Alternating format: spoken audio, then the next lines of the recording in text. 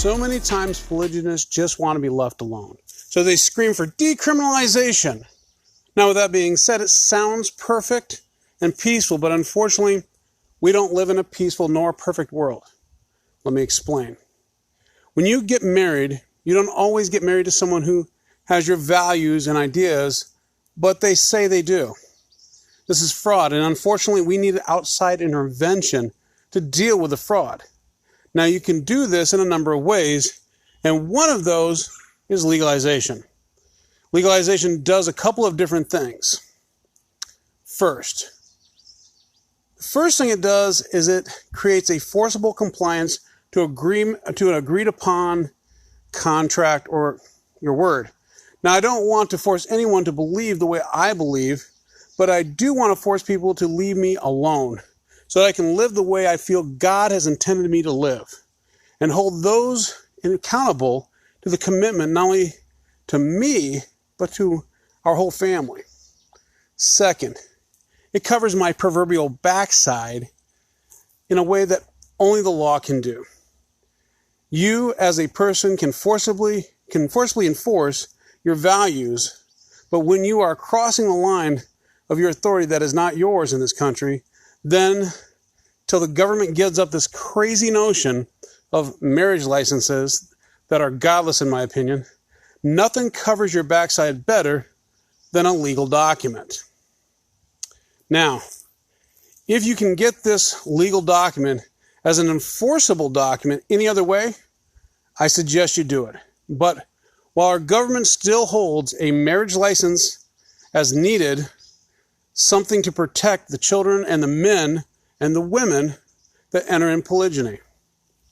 Believe it or not, I've seen more children and more men taken advantage of in polygyny than I have seen women taken advantage of.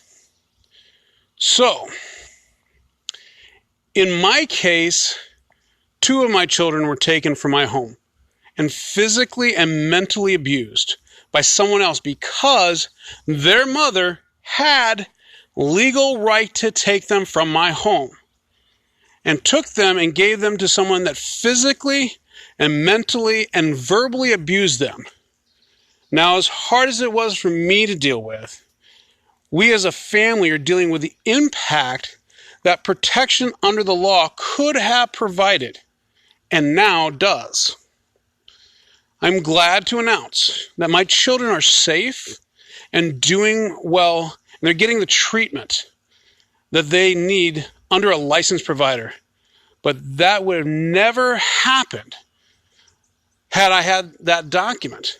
So when you're asking me, is there a difference between decriminalization?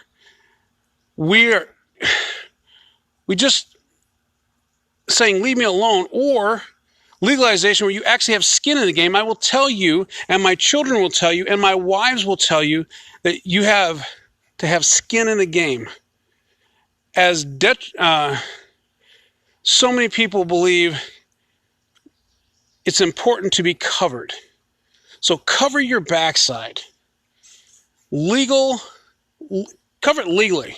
With a new wife, if she doesn't and you don't, she might kick your backside and will not only hurt you, but it will hurt your children, and your wives will be impacted as well. With that being said, not only should we seek decriminalization, but also legalization of plural marriage, and that will take some definite work on our part. And just like voting, if you don't vote, you really don't have an opinion you don't have the right to complain about who's in office. And if you don't do something, then you really don't have the right to complain when your rights are violated, or your children's rights, or your wives' rights get violated. So with that being said, this is Gene KF with Responsible Polygyny, building stronger families 1 minute at a time.